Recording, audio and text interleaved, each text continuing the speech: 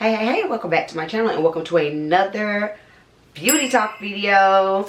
Before we get started, please don't forget to like, subscribe, and share this video out because sharing is caring. We are on the road to 5,000. That is the 5,000 subscriber mark, you guys, and we are more than halfway there. Hey. Y'all got to do the happy dance with me, honey, because we have been hustling this year. I'm so proud of y'all. Beauty community stepping it up, okay? So for today's video, we're going to be talking about my hair loss story. I talked about it many times on my channel, but I don't think that I have a standalone video where I really just go into everything about my hair loss journey. So that's what we're going to be doing today, and this is going to be a part of a new series of videos that's coming up, and we'll get into that a little bit later. So let's just go ahead and start from the beginning. This is a song about Stokes styling. If we're starting from the beginning, we have to start when I was in the first grade. I remember being in the first grade because I remember my teacher, shout out to Miss Peart, and she, you know, I just remember everything about my school. I went to the same elementary school from preschool until 8th grade, so you know, like, we were a family. I remember a lot of things from my time at PCA. In the first grade, I got a ringworm. It reminds me of that episode of Abbott Elementary. Honey, a mess. So I got a ringworm, and the ringworm was actually on my scalp. I actually had, it started off as one ringworm, but as y'all know, ringworms are contagious. And so if I'm scratching and scratching, then it moved. So I ended up with a total of 3 ringworms in my scalp. I had one on this side in my edges, one on this side in my edges, and then one in the middle.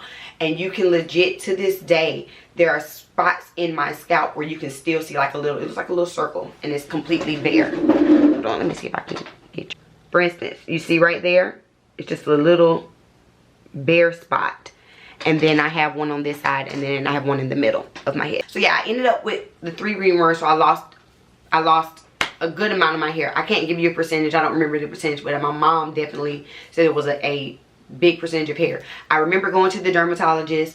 I remember them telling my mom that I could get a wig. My mom was like, absolutely not, especially because at the time, you know, I had thick, big hair, so I had enough hair to where she would just get me some braids. Like, the edges were gone, but you know, I put a headband on, and then she would braid it up into a ponytail, because I still had enough hair to braid it up into a ponytail. Now I just wore it like that. I remember I had like this special shampoo. It kind of smelled like, I guess, kind of like sulfur 8. Again, as you can see, it's never been 100%, but it's never been as kind of where it is now. Okay, of course, this is with age. So I was natural all the way up until 7th grade. Got a relaxer in 7th grade. Y'all know how it is. Black girls, like, I had thick, pretty hair, but you know, I didn't want to be sitting with the straightening comb to get it straight. I sat up there with the straightening comb. My mama straightened my hair. I was going to a sleepover, so I was like, please straighten my hair so that, you know, I can do it when I'm over there. First day of the sleepover, we had a water balloon fight. Yeah. Anyway, I got my relaxer in the 7th grade. My hair did fine with the relaxer. As I did my relaxer up until maybe about the 10th grade, my mom noticed that my middle area was really, really thin. So we would not relax the middle of my head every time I got a relaxer. It would be like we would relax everything, and this would be like every other time. And so I started doing that maybe about 10th grade. Again, it wasn't super noticeable, but it was definitely thinner in my middle section. But my edges have always been super thin, and in high school is when I started drawing my edges in, baby. I would take some mascara. I don't do it anymore because I don't care. I don't care enough. But you know, as a teenager with all your insecurities, that's kind of where it all started. I would draw them in.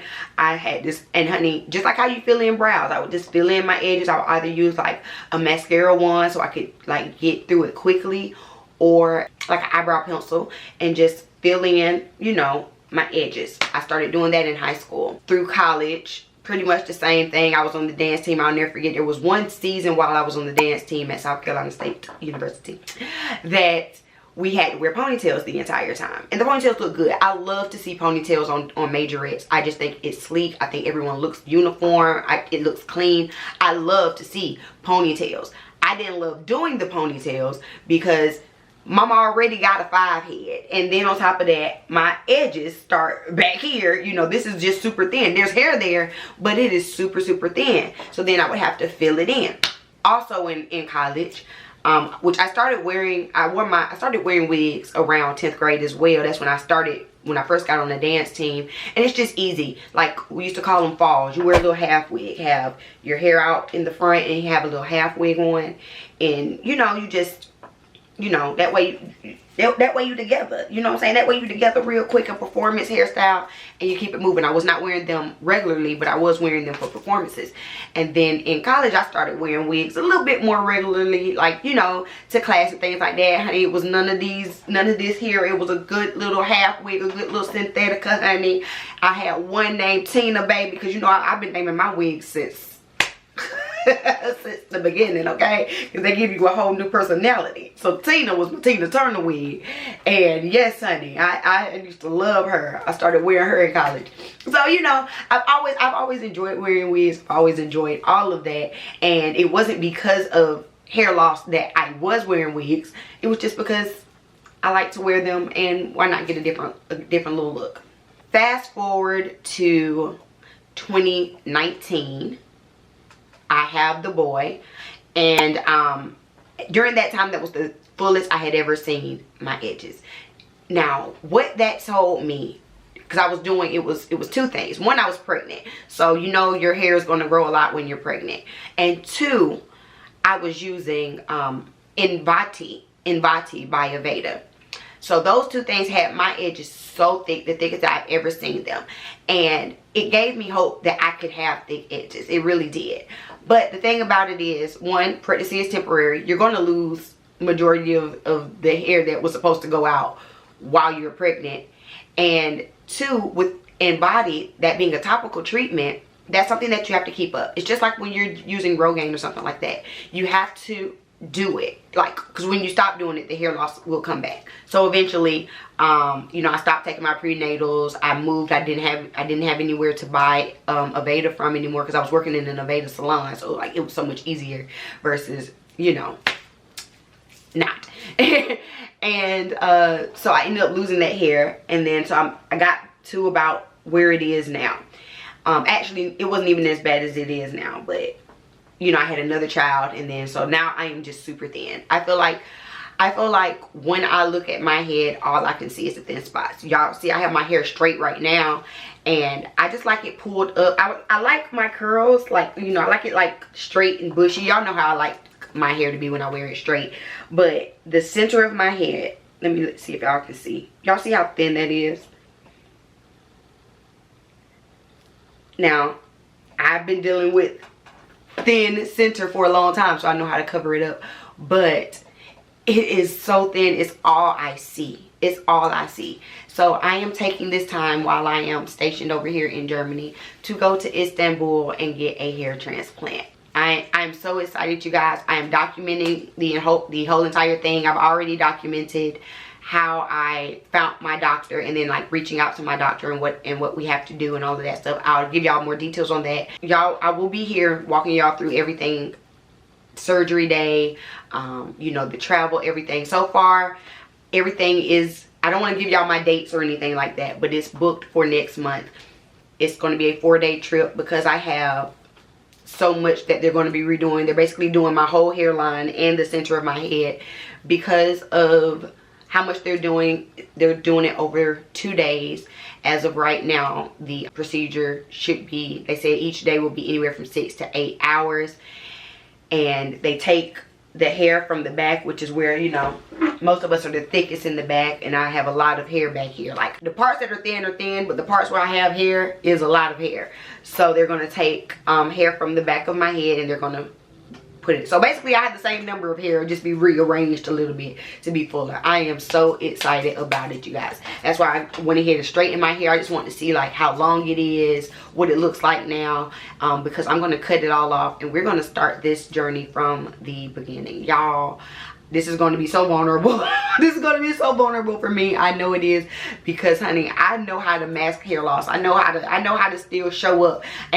And it's funny because I was talking to a girlfriend, and she was like, you are already so confident with already, it's going to be like, you're going to love it 10 times more, which I really think I am. But we're going to go through it. We're going to walk through it all today, because the entire like healing and everything can take easily a year. This is not like an overnight, oh my god, I got here. This is a process. I'm gonna walk y'all through the process, just in case any of you want to know. I'm gonna give you numbers. I'm gonna tell you how much everything costs. Like, I'm gonna give you the real tea on getting hair implants, hair surgery in Turkey, you guys. I hope this video isn't too long. I know I've been going on a tangent, honey. I'm going down memory lane. Back down memory lane. Hey, but anyway, I hope y'all enjoyed it. Please stay on the ride. If you like what I got on, make sure you shop my Handle with Care merch and all my other merch lines at www.bssu.com. If you or someone you know is suffering from medical hair loss and is looking for a cranial prosthesis or a medical wig through insurance, make sure you send them over to my website as well. Or if you just want to shop a ready-to-wear wig, check out my bold and beautiful line. Again, everything available at www.bssu.com. And I'm gonna see y'all in the next video. Peace. Go ahead and visit my website, www.bssu.com, if you want to learn more about all that's happening over here at Stokes Styling. From our custom wigs to our custom merch, you do not want to miss it, or grab your free gift. Also, please don't forget to join my Go Without Glue course, where I teach women suffering from alopecia how to choose, install, and maintain their wigs without glue and with ease. To everyone else, don't forget to follow me on all socials, links in the D box. I'll see y'all in the next video. Peace.